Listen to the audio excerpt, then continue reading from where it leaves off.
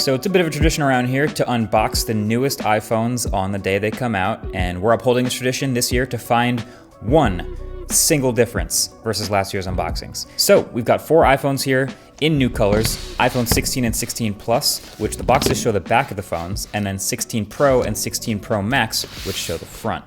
And I'm totally gonna start with the base phones, the crowd favorites this year. Finally, some colors back in the iPhone lineup. So I'm gonna call this one the flagship color. This is the ultramarine iPhone 16.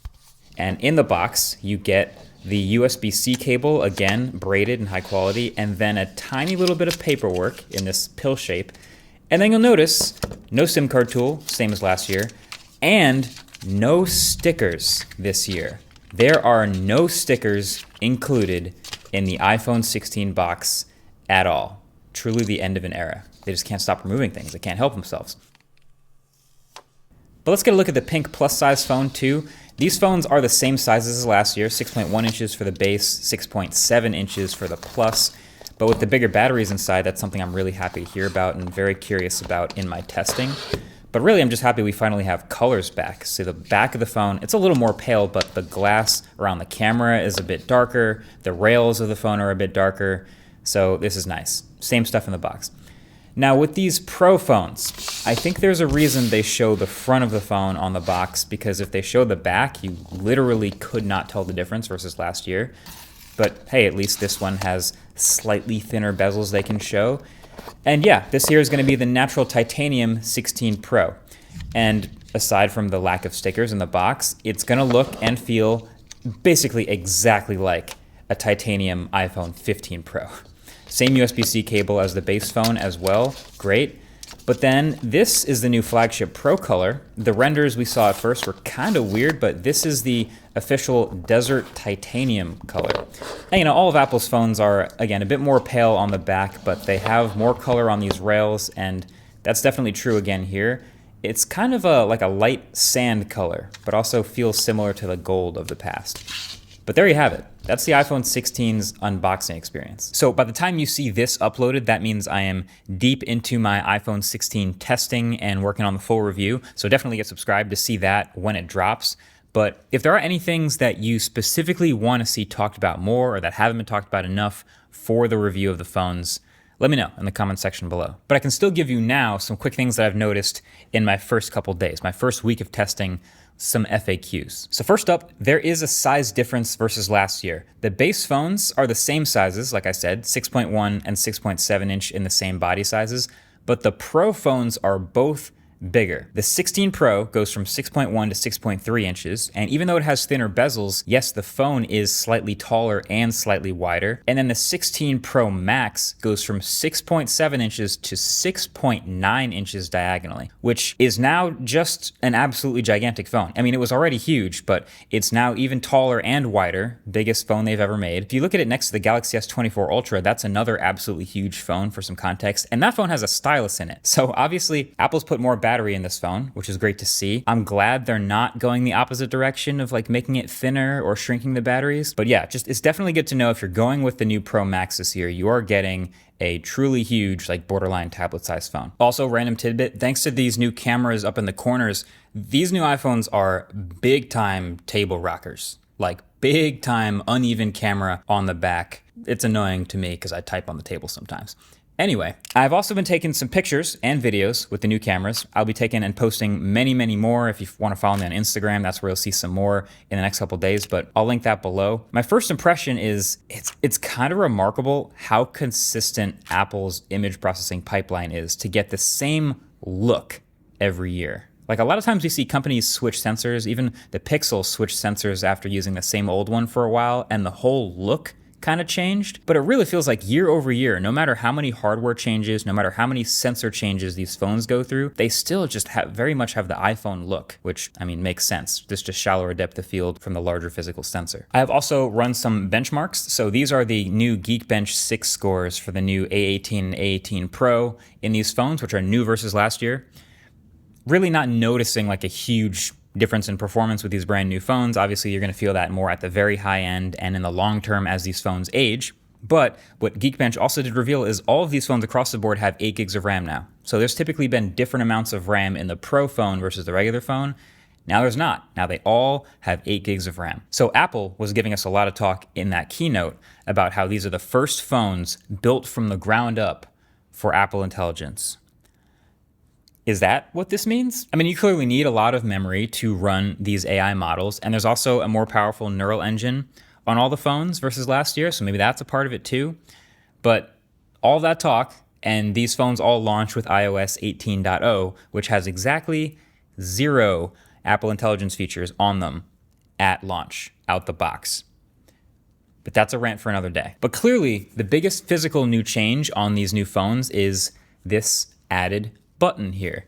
And Apple refused to call it a button in the keynote and then doubled down. They did a bunch of like executive interviews on various YouTube channels that you can go watch from that day. And even in those interviews, they continue to refuse to call it a button. It's so weird. To just put out the biggest burning fire right up front in the discourse. It is a real button, right? It's a physical thing that depresses, right? I think it's a first of its kind. There is a tactile switch that gives you that final click. So just to clear it up, it is an actual moving, clicking physical button that is called camera control. But it's more than a button. It's also made it to all these phones, not just the Pros. So let me jump into that. This camera control button, as the name implies, only controls camera-related things. So it's not like another action button. It's a camera control button. You can hit it once, it opens up the camera. You can hit it again to take a photo, and then you can hold it down to start recording a quick video. But it's also a large capacitive touch-sensitive surface with a vibration motor underneath. So it doesn't actually half press, but with that vibration motor, it can mimic the feeling of a half press like a real camera would have. And you can double tap to flip through various camera controls like zoom or photographic styles or tone. It takes some getting used to. I mean, these swipes, they also, you can see, have momentum physics too. So you can swipe too fast or too far and go past what you were aiming for, or zoom past where you thought you would. So it can feel a bit finicky and silly as you start using it, especially since you can literally do all this stuff with the buttons already on the screen. But when you use camera control, all of the rest of those buttons just fade away and disappear, kind of encouraging you to continue using the camera control to find what you're trying to do. It's really interesting. The placement feels like it was made with landscape in mind, but landscape ideally would have been at the corner.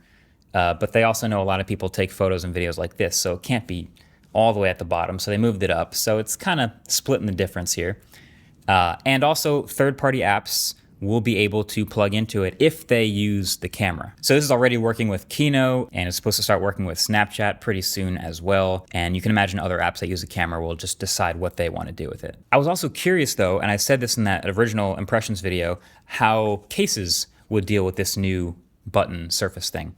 So it turns out there's basically 2 options. Option number 1 is just a cutout in the side of the case.